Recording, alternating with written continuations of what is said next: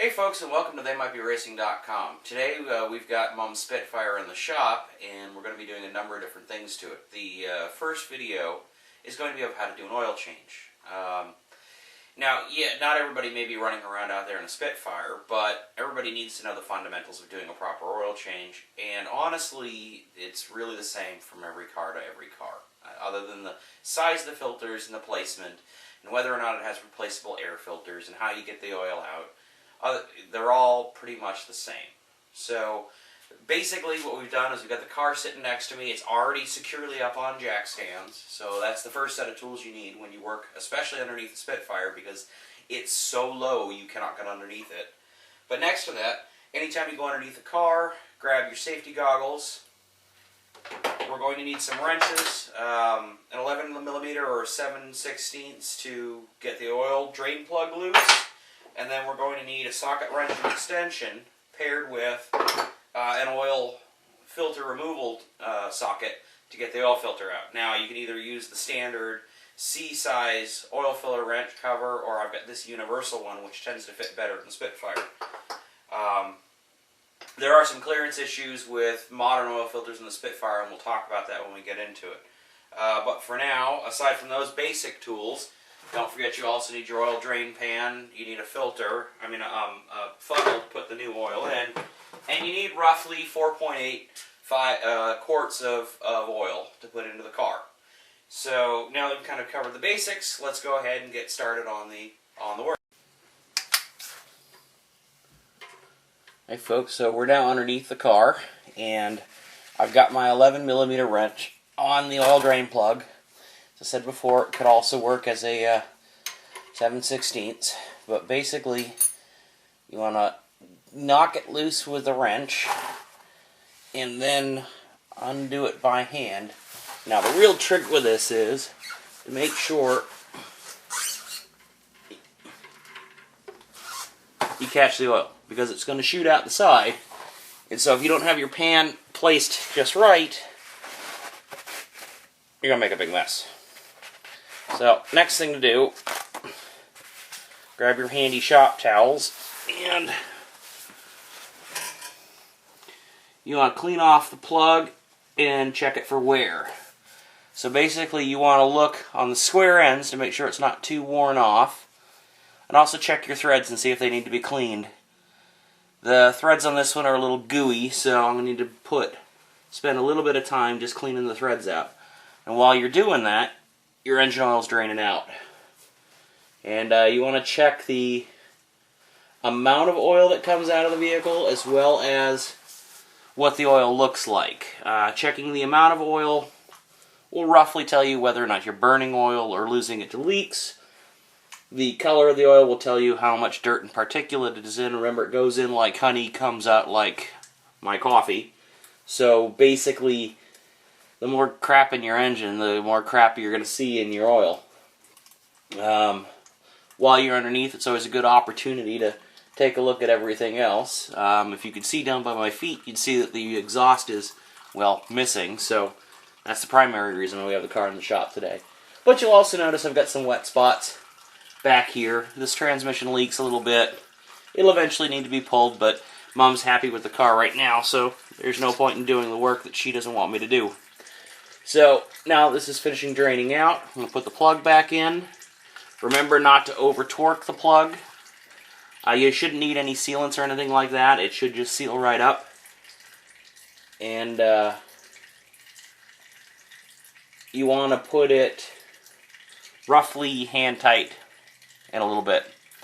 I don't have the actual torque measurement in my hands right now, but generally speaking, oil drain plugs don't need to be seriously tightened. In fact, one of my biggest problems comes from plugs that have either been way over tightened by previous owners, or more often than not, crappy oil shops. So we're snug. It's time to go take a look at the oil filter.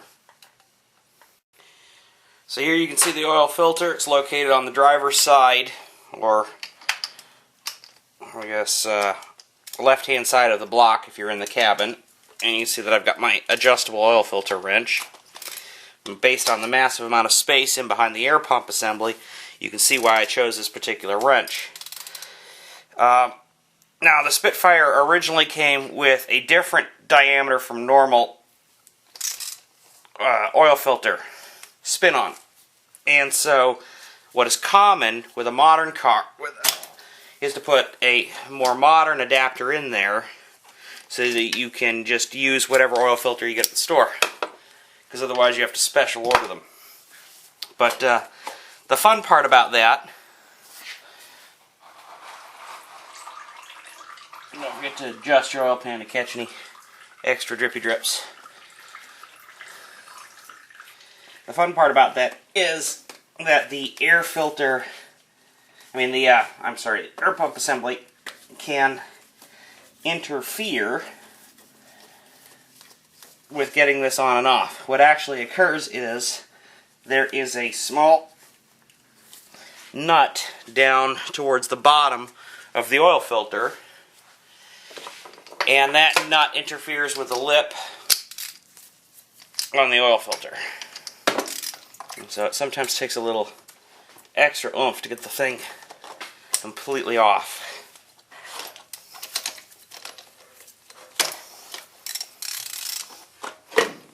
There we go. The other fun part is if you still have all of your emissions intact, is slipping the oil filter out. So basically, since Mom's got this registered as an antique, one of these days it's going to get returned to her without the air pump assembly. Don't know what happened to it. Just disappeared, Mom. And that way I won't have to deal with all this stuff anymore. And we're out. So with the old one out, I'm check everything. Everything looks pretty good. Give it a good quick wipe.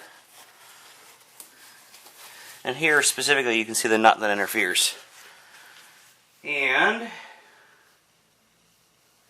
we're going to install the new one. Now, I had hoped that in going to the auto parts store and looking at various different oil filters, I'd find one that was a smaller diameter from all the rest. Didn't. Or at least not observably.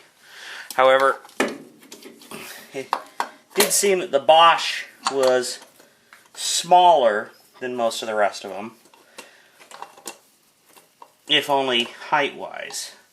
So we're going to see how this one fits.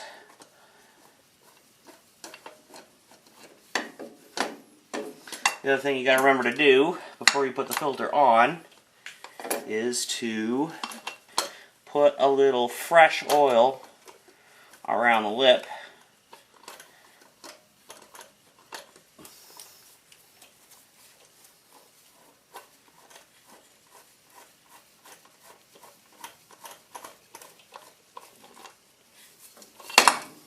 Well, so much for spinning on.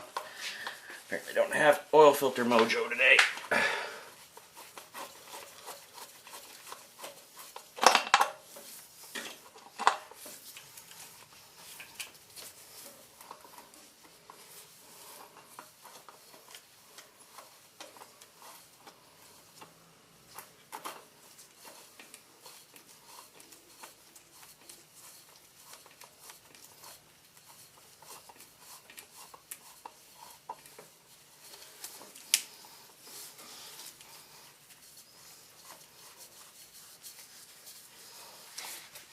Now, because that interferes, you have to make double and triple sure that that is tightened down against the block. Because, as I learned the hard way, the first time I changed the oil in this particular car, I thought the oil filter was all the way down, and it turns out it wasn't. And I have now a wonderful stain that runs down the full length of my driveway of oil that I spilled. that my wife loves to mock me about.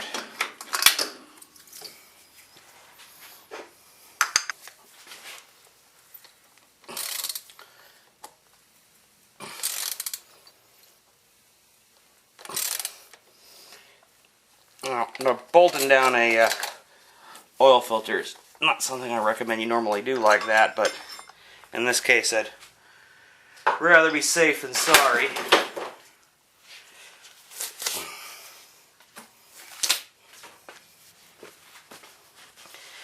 So basically that's it. The last thing we got to do is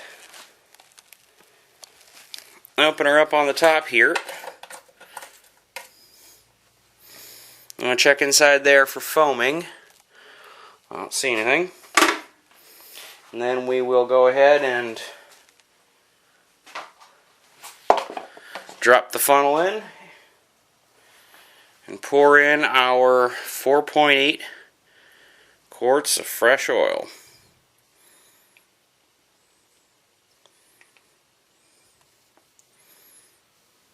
Catch you later.